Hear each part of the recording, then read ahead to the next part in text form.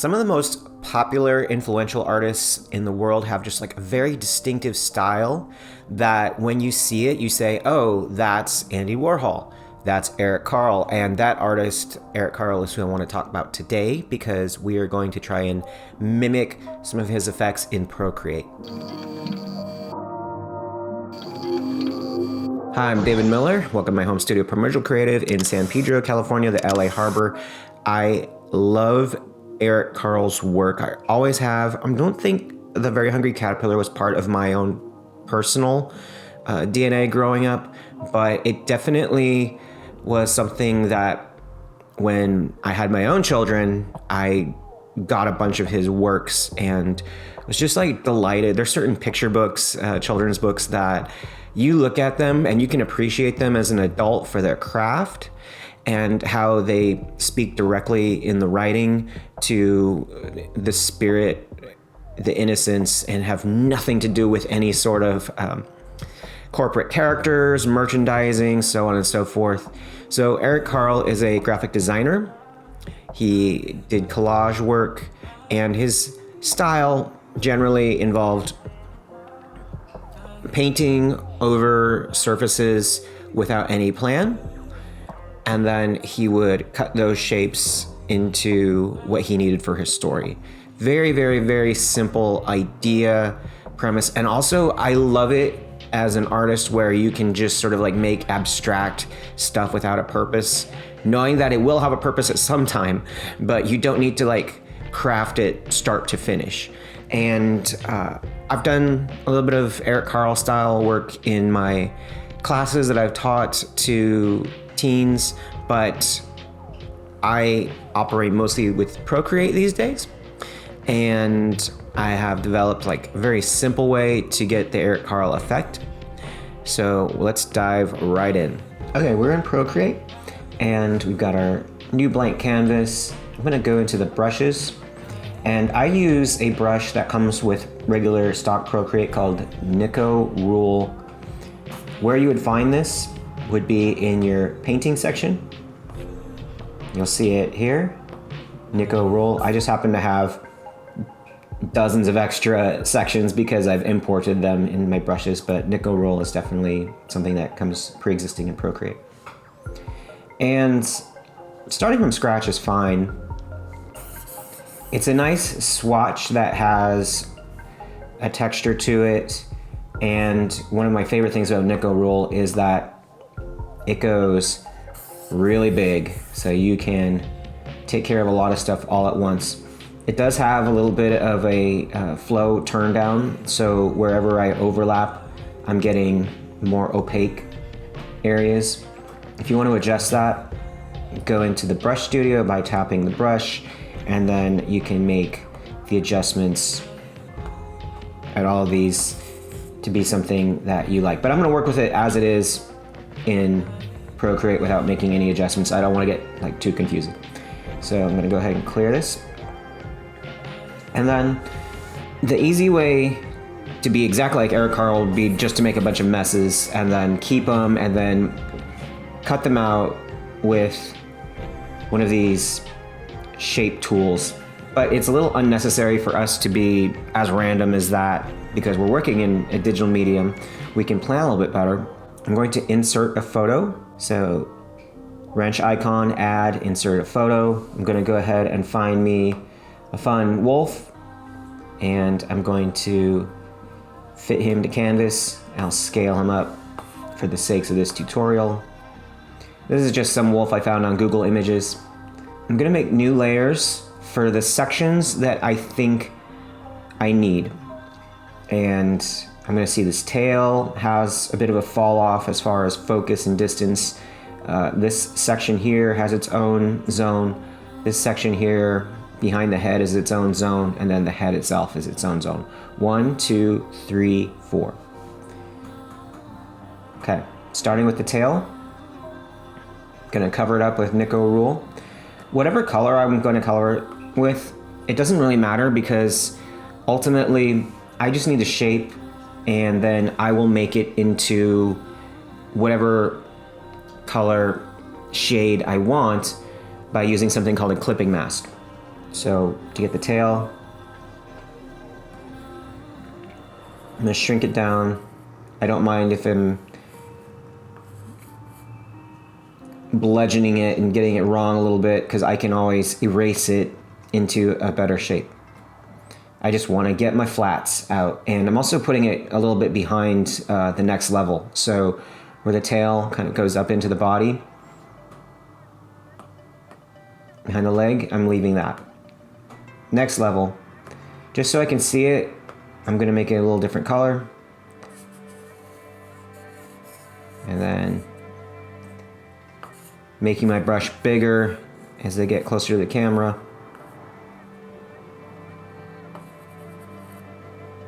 Next level. Again, changing the brush color a little bit so I can see what I'm up to.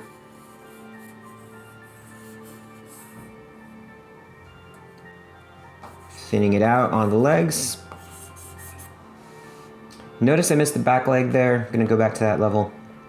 Get the same color by holding. And then final level. Don't want to make it black so I can't really see what I'm doing, so I'm just going to go ahead and switch it to a light gray. Now I have the basics of my collage levels. I don't really need the original photo at this point. I think I could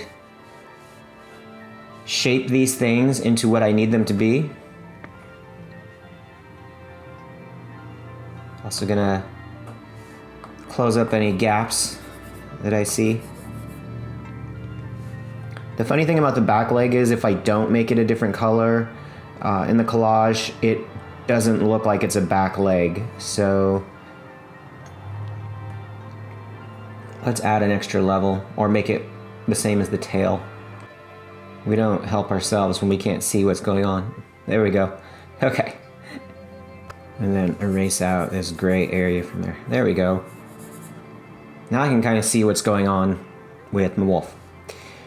And I want this to be a lot more unified.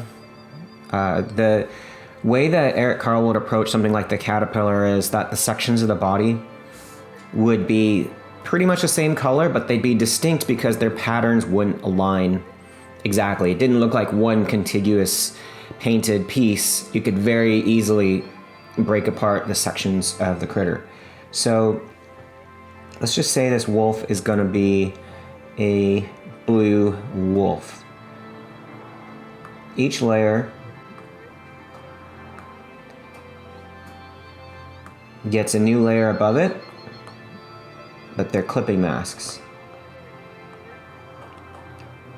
And clipping mask is from the tap menu. It's towards the bottom. This just means whatever you paint within the zone of the layer below, it's going to fit into it. I'm going to have the parts of the wolf closer to the camera lighter and the ones that are further away darker, kind of like reverse of what we're currently doing. So if I were to use stucco,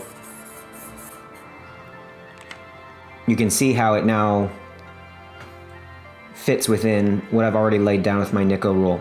And the reason why I use Nico rule to begin with is because it has a very scissory kind of effect. It looks like a graphic design piece. It doesn't look like a random paintbrush. You know, I wanted something that looked like it was cut out with scissors. Once I get my flats laid in, I will go back and I'll erase out chunks to make it more spiky, as if it was cut with scissors. You know, the parts of the wolf hair up here, especially. So I've done the face that way, and then next layer of the wolf, go a little bit darker. Now it's kind of up to you. If you want to go through and do palettes and make it darker that way, you can. I'm going to go ahead and paint it the same exact blue, and then I'm going to darken it with the adjustment. So go into the magic wand here. You've got curves. You can make some adjustments that way. But now it's like a distinct piece.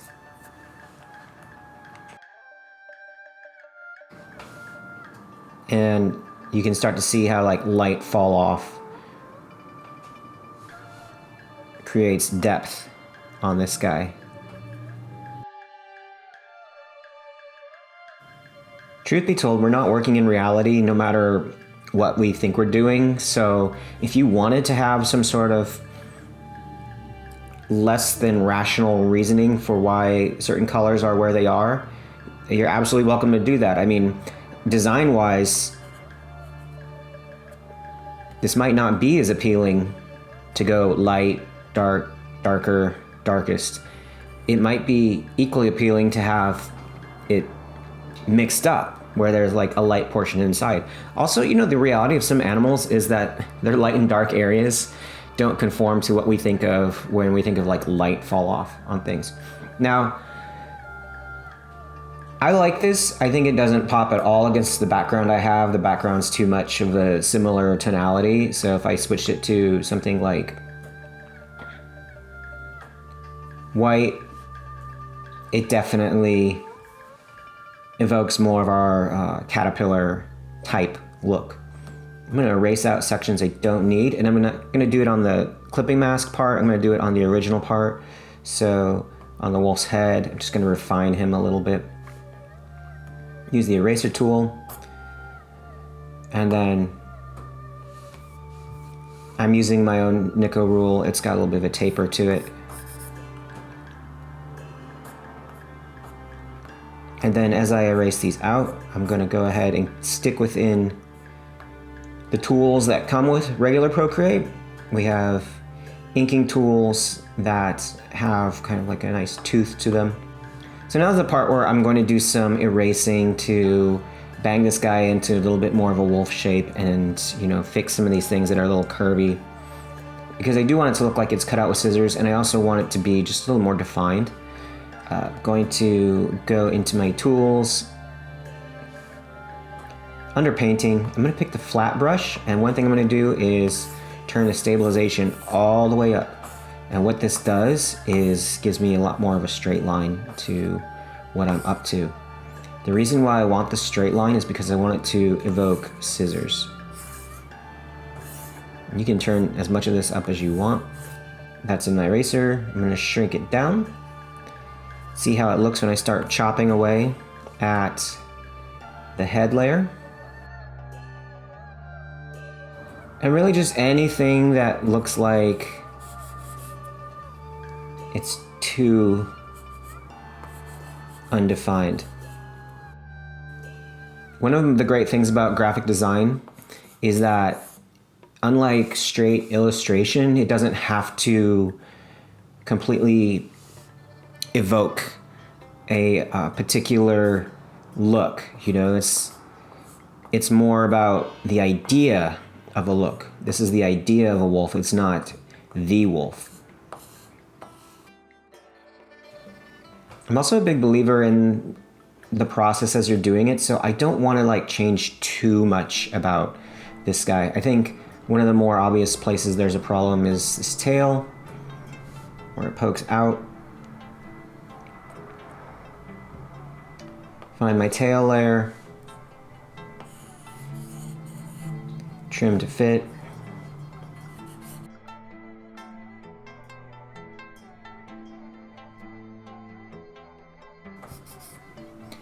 I don't use too many tools for this kind of effect because we're evoking a man who didn't use too many tools when he created his works. If you need reference or want it for what, like eye placement and nose, you can turn down opacity and turn up your reference image. And I'm gonna go back to the Nico rule. It's under my recents. Nothing complicated. Just black spots. If you have eyes and possibly a nose, you pretty much are able to create a really good frame of reference for anybody who can't understand exactly what your creation is. So go ahead and turn off the reference. Nose looks pretty out of whack. One easy way to fix it without redrawing it, one way to fix it if you like your drawing but it's in the wrong place, is go ahead under the selection tools, freehand, and then move it around and adjust it as needed. One thing I'll say about my wolf's nose and eyes though is that without having that additional stucco effect, it doesn't look like it fits. So I'm gonna go ahead and make another clipping mask and stucco, and then something consistent with what's going on in the rest of the wolf. I'll try a gray. Doesn't quite fit in. Tried white, inverted it. Another important element of Eric's style is his color palette. So if you want to create a color palette based on his work and apply that instead of what I've done, which is what I've applied in my normal Primordial Creative color palette, is in Procreate plus icon, new from file or new from photos. I'm gonna pick a photo that I had already downloaded from his work, and I'll pick another just to make sure I cover all the bases. And now I have two color palettes that I can kind of mix up. Can rename these. Be Carle. Whenever I'm influenced by an artist, I find it's better to learn what you can from them, study them, and then sort of like make it your own or combine it with things that you're already doing. Mash up with some artist that has a totally different juxtaposed style to Eric Carle. I definitely, kind of stick within a particular color palette for my own works, and it would be kind of jarring to just suddenly completely ape a different person, but maybe borrowing color palettes is part of your version of synthesizing and juxtaposition of art styles. So have one that's a little more sea foam oriented and one that was more floral. Definitely a lot of elements of design at play, not just texture and shape. The way that artists use positive negative space, rhythm, repetition, color, line, so on and so forth. These are all formal elements that you can borrow from when you're looking at the works of an artist that you really admire. And there we have the very, very, very, very, very basics of a wolf. You could absolutely get more detailed with this. I did not give him any paws or claws or environment to be in, but as far as Procreate goes, it's a good impression of a master artist. Huge influence on me in my life and my work, Eric Carle, and I love just the simplicity, and I don't use the word primitive as a put down in any way, but the primitivism of this, I think it's like wonderful graphic design, communicates so easily with people at the youngest ages, and that means it's going to communicate to people at older ages too. If you were to design this yourself, one thing that I might change, now I just did this, so, I'm not like putting it out in the universe is the greatest thing ever. I might go back and say the tonality between this layer, and this layer are so similar that I probably need to change it up a little bit to get them to pop better. But there you have it. Quick and dirty way to do Eric Carle style stuff with clipping masks.